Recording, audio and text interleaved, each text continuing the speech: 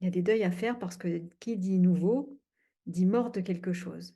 Donc, hem, ça joue sur, nos structures psychiques, nos structures émotionnelles, nos structures physiques, tout ce qui nous tenait, nos habitudes de vie.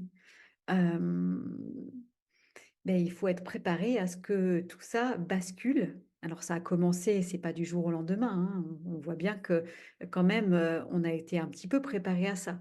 Il y a quelques années, on a eu au moins une pandémie mondiale qui nous a permis de voir comment ça se passe quand tout s'arrête, quand tout est en suspens. Et cet événement était l'opportunité, l'occasion que beaucoup ont saisi d'ailleurs de revenir à: «Qu'est-ce qui est essentiel pour moi?» Quand tout ce monde artificiel s'effondre, qu'est-ce qui est essentiel? Qu'est-ce qui reste? Alors ça fait passer par, des tas de sensations, d'émotions, de peur, de frustration, d'inquiétude, de colère, de compulsion et cetera et cetera. Et je crois qu'aujourd'hui, nous sommes appelés à une certaine maturité à observer, à regarder un petit peu tout ça, tout ce qui se passe à l'intérieur de chacun.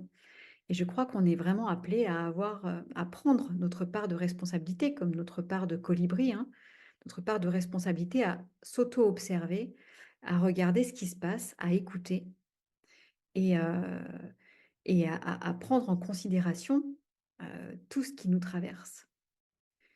En cessant de vouloir être absolument un être soi-disant spirituel, un être, soi-disant, accompli, parce qu'avec beaucoup de recherches sur le développement personnel et cetera, on a envie d'être heureux, d'être bien dans sa peau. Mais qu'est-ce que ça veut dire et qu'est-ce que ça nous pousse à avoir comme exigence?